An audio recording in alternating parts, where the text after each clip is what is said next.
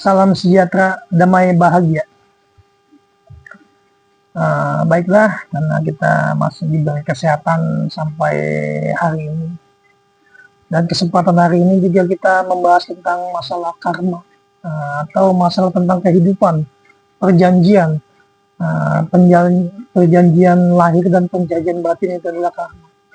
Karena ruh kita itu ada perjanjian, ada karmanya, dan jiwa kita juga ada perjanjian, ada karmanya.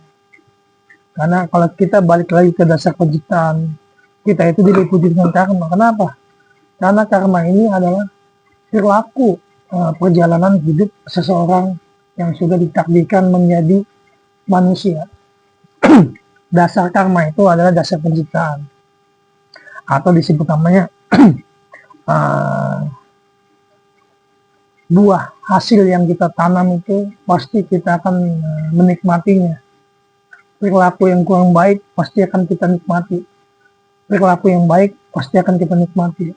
Karena dasarnya semua itu adalah perjalanan hidup untuk membenahi, untuk membenarkan, untuk menjadikan suatu hidup itu permasalahan yang akan lebih baik lagi. Karena kalau udah orang ikatan dengan karma itu adalah perjalanan hidup. Kenapa saya bilang perjalanan hidup? Kalau manusia mempelajari ilmu, itu sebetulnya sudah mempunyai ikatan-ikatan tentang masalah ruh dan roh atau jiwa. Semakin dia mempelajari ilmu, semakin tinggi, dia semakin sulit. Kenapa semakin sulit? Karmanya itu semakin numpuk. Kenapa saya bilang? Kalau orang mempelajari ilmu semakin tinggi, semakin dalam, itu matinya akan susah. Karena semakin banyak perjanjian-perjanjian yang akan dia harus selesaikan. Karena hidup dan mati itu sudah takdiran ilahi. Yang membuat hidup mati kita, itu tergantung kita. Kalau kita ingin cepat, itu gampang, ini meracun, atau kita bunuh diri. Tapi kan itu tidak segampang itu. Nah, karma juga ini semakin kita mempelajari ilmu kekuatan kesaktian semakin tinggi, itu kita semakin mendem ke minus bawah. Kenapa saya bilang? Orang yang membagi ilmu tidak memahami, semakin diambil. Itu banyak yang mati susah. Atau kelilit dengan karma, dia tidak bisa menyelesaikan, diambil terus. Nanti akan numpuk karma baik dan karma buruk. Kebanyakan itu karma buruk. Kalau dia belajar ilmu semakin terus menerus, itu ada perjanjian-perjanjian yang tidak kita pahami, atau namanya perilaku yang kita tuai pasti akan kita nikmati itu perilaku kita. Nah, ilmu juga sama. Semakin dia orang mempelajari ilmu semakin tinggi, itu semakin banyak perjanjian-perjanjian yang harus dia selesaikan. Karena ilmu itu butuh penyelesaian, bukan butuh pengambilan dan butuh pembelajaran. Karena Nabi Adam aja itu dikutuk atau diturunkan ke muka bumi ini karena karma dia. Karma yang kurang bagus atau karma yang kurang baik, ada melanggar suatu hukum langit atau hukum surga sampai dia diturunkan ke muka bumi ini. Nah, disinilah kita sebagai penerus karma beliau, bagaimana kita bisa naikin lagi diri kita ini ke surganya Allah. Karena bapak kita itu bapak Adam, itu dasarnya dari surga. Jaminan kalau saya jaminan kalau kita bisa menyelesaikan karma kita bakal bisa naik lagi ke alam surganya. Tapi bagaimana? Dengan cara apa? Dengan seperti apa? Dengan ilmu apa? Dengan pengetahuan apa? Nah, inilah kita dibekali, didasari dengan ilmu agama, pengetahuan yang ada, dasar-dasar norma kemanusiaan, dasar-dasar norma yang terjalin dengan suatu pengetahuan yang bisa membangkitin lagi kita dasarnya dari mana, pengetahuannya apa untuk bisa menembus ke alam surgawi, bagaimana caranya lah, dikasihlah petunjuk oleh malaikat Jibril, dikasihlah dengan ajaran-ajaran agama-agama yang mempunyai dasar-dasar norma-norma yang baik, yang bisa memutuskan karma, yang bisa memutuskan suatu permasalahan. Karena semakin banyak pahala yang kita berbuat dan kita amalkan. Nah, pahala itu sebagai pundi-pundi untuk menyelesaikan suatu karma. Karma itu tidak bisa untuk dilihat, karma itu harus bisa diselesaikan, bukan untuk diperbandingkan antara yang satu dengan yang lain, karena karma itu adalah buah hasil perilaku kita. Semakin perilaku kita semakin baik, semoga aja karma kita itu semakin terbuka dan kita bisa menuju ke alam surgawinya yang disediakan sama Allah Subhanahu wa Ta'ala, atau yang disebut nama Sang Pencipta atau Sang Holy. Bagaimana caranya? Bagaimana kita bisa memahami suatu karma? Bagaimana kita bisa menyelesaikan karma? Karena orang itu semua dengan ikatan karma. Sampai-sampai iblis itu nggak terima kalau kita bisa menyelesaikan karma. Iblis itu nggak terima. Bagaimana kita bisa menyelesaikan iblis diri kita? Bagaimana kita bisa melawan nafsu? Itu PR-nya manusia. Karena manusia itu harus bisa menyelesaikan karmanya dia setelah mati. Masa kita mati nanti untuk nungguin bok, untuk nungguin kali, nungguin keramat, nungguin batu, nungguin pusaka. Karena karma kita belum selesaiin. Nanti kita bakal inkarnasi terus. Apalagi keturunan kita itu harapannya sama kita. Dan kita ini sebagai harapan beliau itu tidak bisa menyelesaikan karma. Dia inkarnasi terus, itu terus nitis. Karena kenapa saya bilang nitis? Sehebat apapun ilmu, sekuat apapun ilmu, nanti dia akan, ruhnya akan bersemayam di kamar yang tertentu atau di tempat-tempat yang sangat disakralkan, seperti makam-makam yang terdahulu. Ini makam sakti, orang sakti, karena dia karmanya belum selesai, makanya ruhnya bergentayangan. Sampai agama itu nyaranin kalau untuk ingin bertemu sama leluhur itu kirimin summa ila ruhi akan bisa tersambung. Betul, emang bisa tersambung karena ruhnya itu belum masuk, karena karmanya belum selesai. Bagaimana kita sebagai penerus ajaran agama yang bisa memutuskan karma untuk mengangkat keturunan kita ke alam surgawi yang telah dijanjikan atau yang telah disediakan sama Sang Holy? Bagaimana caranya? Inilah dengan perilaku kita, inilah dengan pemahaman kita, bagaimana kita bisa memutuskan karma. Jangan sampai kita bersekutu dengan makhluk yang menjemuskan kita, seperti ada alam-alam lain, ada alam goib, dan ada alam siluman. Karena alam goib, alam siluman, dan alam kodam ini penjerumus manusia supaya jangan sampai ke manusia, ke alam surgawinya yang telah diciptakan, yang telah disediakan.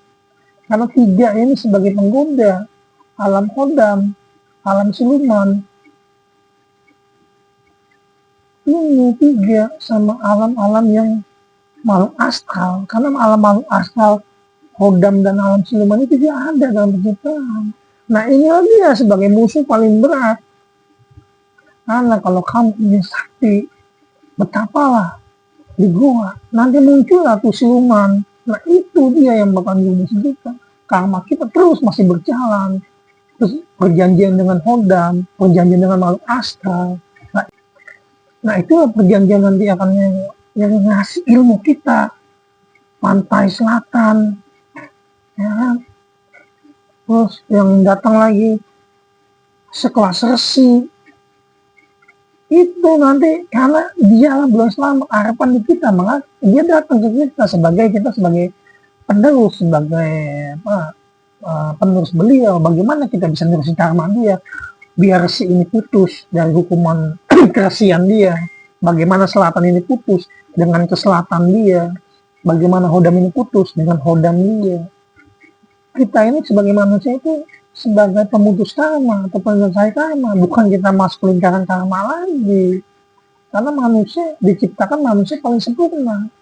Tapi kesempurnaan seperti apa yang harus kita dapatkan? Dan kesempurnaannya seperti apa yang harus kita tunjukkan? Dan kesempurnaan seperti apa yang harus kita bawa untuk menuju Sang Holy? Karena manusia itu diciptakan paling sempurna. Bagaimana bisa kita mengolah kesempurnaan itu? Bagaimana kita bisa menjadikan manusia benar-benar manusia utuh? tidak tergabung sama manusia jin, manusia siluman, manusia dan bagaimana kita bisa misahin dengan bumbu-bumbu racik-racik ilmu. Itu yang sulit, itu pemahaman yang orang tidak pernah dapat, dan itu yang orang yang tidak bisa mengkaji dirinya masing-masing. Karena di sini ada karma yang akan siap menjerumuskan kita ke alam siluman, ke alam hodam, ke alam astral.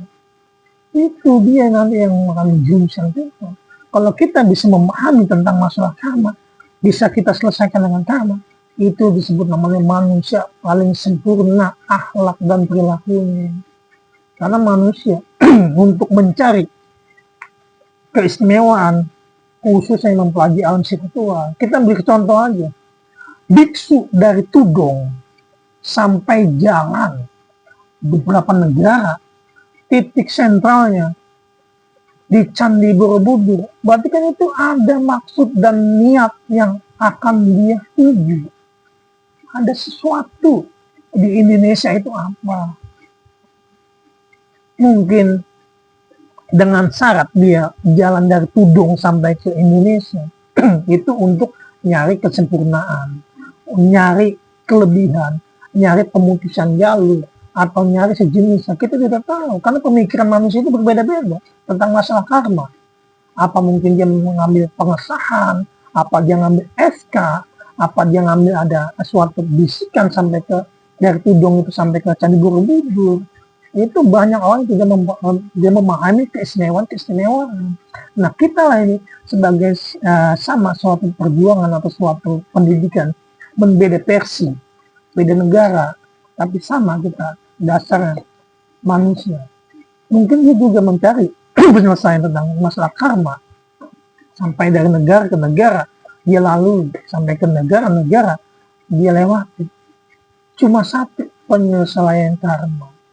Dan kita juga tim jejak spiritual pencinta alam, kita mencoba mencari menyelesaikan, kita singgah dari sebuah keramat tempat yang sangat sakralkan. Sama saya juga untuk menyelesaikan karma diri saya. Kalau saya bisa menyelesaikan karma diri saya, insya Allah kun payakun, saya bisa menyelesaikan karma orang lain. Apalagi saya bisa menyelesaikan karma diri saya. Intinya, kuncinya diri kita. Kalau kita bisa menyelesaikan karma diri kita, rumus udah pasti jelas. Kita bisa menyelesaikan masalah orang lain, kita bisa menyelesaikan karma orang lain. Nah, itulah sekilas karma. Karena karma itu maknanya luas bagi seseorang bisa memahami. Karena pemikiran, pembacaan orang itu berbeda-beda masalah karma. Tapi tujuannya sama, pembebasan diri dari semua perjanjian-perjanjian goib, perjanjian-perjanjian yang orang tua dulu kita lakukan. Kita di sini sebagai tanggung jawab pemutusan karma dan pemutusan jalur permintaan, pemujaan, atau perjanjian di makhluk yang tidak kasat mata. Mungkin penjelasan tentang karma sampai sini, semoga penjelasan dan pemikiran yang saya dapat dari pemikiran saya keluarkan. Mungkin kalau beda pendapat itu sangat